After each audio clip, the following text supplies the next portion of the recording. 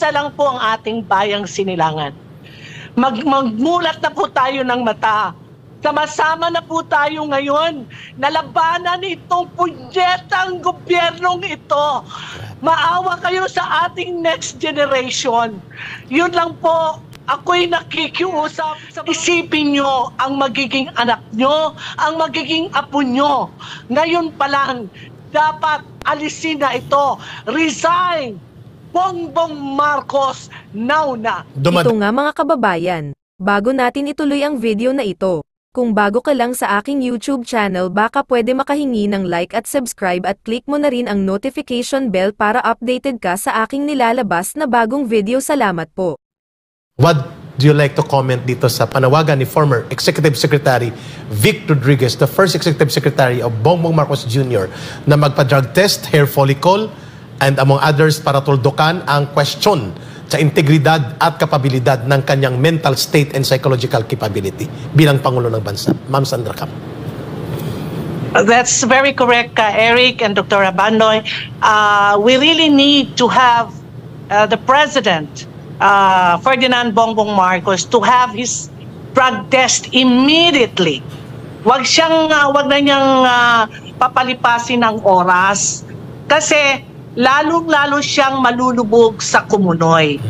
As a matter of fact, according to our very dear friend Maharlika, inilabas na niya ang ebidensya ng agent, ng PDEA agent na yan. And he is very willing to attend or to face any investigation, whether it's in Congress or in the Senate. Ayun. So, nananawagan ako, my personal nito po ay I'm calling the President now to have his own drug test. Sa publiko niya gawin yan para ipakita sa tao kung malinis siya, di malalaman natin kung malinis. Pero kung talagang polboronic pa rin siya at gumagamit pa siya ng substance na yan, then he has to resign. He has to resign. If he still love the Philippines. Ang nangyayari kasi, ka Eric at Doktora, ay ang personal lang nila na bulsa ang iniisip nila. They don't care now about the Filipinos suffering. Obviously. Napakamahal po ng ating mga bigas. Yung batang kumakanta ng Cebuano, ang kanyang ikinakanta asa na yung 20 pesos na per kilong ipinangako ni Presidente Marcos. So, it's right time for him. It's a very high time for the President to have his drug test. Huwag na siyang magantay na kalagkarin natin siya galing sa Malacanang at ang taong bayan na ang kumalagkad sa kanya, kagaya ng ginawa ng taong bayan sa kanyang ama. Maawa kayo, Mr. President, your First Lady, dahil alam naman po namin na hindi ka naman talaga ang nagpapatakbo sa Pilipinas. Hindi naman ikaw ang utak na nasa likod, kung hindi ang mahal mong asawa. Remember that the First Lady has never been elected. Yes. But he assumed the presidency right now. He's acting like a president. Hindi po siya.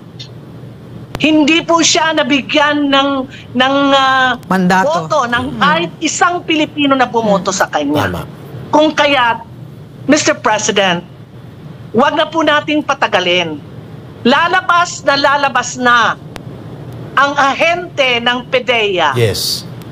Na naglabas ng papel na binigay kay Maharlika na sinasabi nitong si Lazo na ay fake news. At even the Secretary of DILG, si Secretary Abalos, ay fake news. Ngayon, nailabas na yan. Ayan na at gumawa na ng sulat ang ahente ng PDEA na yan, na that he is very willing to face any investigation, whether it's in the Senate or in Congress or anywhere.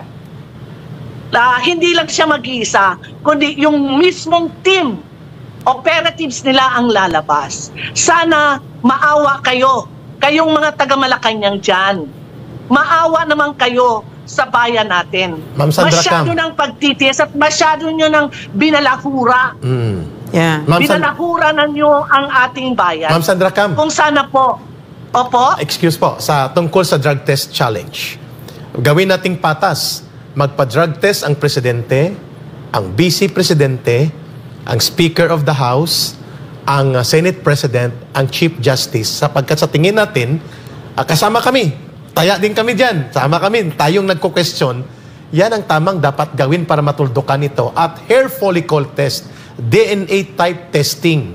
Kung totoo o hindi na malinis sila. Call ba kayo, Ma'am Sandra Cam, dyan sa inyong ginagawang hakbang ng maisog movement ngayon na ganun ang gagawin. Kasama si former President Rodrigo Duterte na nauna na nag-challenge in a public view para ma-restore ang dignity and integrity and trust and confidence sa pinakamatataas na posisyon ng pamahalaan. How do you look at that kind of challenge to expand it, Ma'am Sandra Cam? That's a very good challenge. Even me. Include nyo na kami. Yes. Yeah. Very Magpa-drug good. test tayo. Yes. Sa Correct. harap. Yeah. Oo, sa harap ng mga ng sambayan ng Pilipino. Sa Luneta. Sa Luneta. Yes. Lahat tayo doon, magpa-drug test. Pati blood, hair, lahat ibigay na natin lahat. Go. Para lang ma-restore natin ang kapakanan at peace ng ating bayan. Mahal natin ang Pilipinas. Nakakaiyak sa nangyayaring ito. Huwag naman sana masyado kayong greedy. Tama. Yeah. Masyado na kayong greedy sa kapangyarihan, greedy sa pagkakawatan ng pondo ng sambayan ng Pilipino. Ako po, Ka-Eric at Doktora, kasama nyo ako dyan. Ako din, willing akong magpa-drug Yan. test. Go tayo. From the President down to the Senate President, to the Vice President, to Speaker of the House. Speaker of the House, to the Justices of the Supreme Court, lahat po. Pati si DOJ, Secretary, magpaano na rin. At si DILG, Go. sinito, DILG, Abalos. Abalos, Magpa-drug test na rin sa harapan ng mga tao. Si Anton Lagdameo. Mag-join po Pati si tayo, Secretary palabasin Anton lahat ng Lagdameo taong daw. bayan. Miss Sandra Cam. Si Anton Lagdameo. Anton Lagdameo magpa-drug daw, test yung siya. special presidential si Anton assistant. Lagdameo. Isama na rin nyo si Saranok ba yan? Oo. O Sayanok na yan? Si Sayarot. Si Michael, Si Michael Ma. Oh, yung mga lahat si ng Michael mga Ma. Isama na rin na-mention. yan. Pati na rin ang First Lady. Why Kaya not? hindi naman siya elected. Why not? It's better and even his son, Yes. Congressman Sandro Marcos. Kasi ang layunin nito, Miss Sandra Cam, Magpasama na rin. Lahat tayo doon. ang sabi mo- Umupo sa liwasang Bonifacio or sa Luneta, anuhin natin ang taong bayan televised para ipakita sa bayan. Lahat hindi lang ihi, hindi lang dugo, Hair kundi follicle. pati buhok natin. correct. At Ma'am Sandra, this is a serious challenge now because it extends to the integrity and competence of the Office of the President under Bongbong Marcos Jr. Tama bang kuha natin kung bakit in-expand natin ito and all those who occupy the highest position in the government to restore confidence, integrity, and trust from the people. Tama ba? Opo. Pati ang mga deputy speakers ng Congress. Wow. Like Congressman Suarez. Parang may Lumabas nalalaman sila. kami dyan, ha? Magpa-blood test din sila. Baka Pati ang mga makabayan black, magpa-blood test din sila. Para tama. once and for all, malinis natin ang ating bayan. True. Dahil ang droga ay nakakamatay, nakakasira sa ating mga batang Pilipino. Klaro.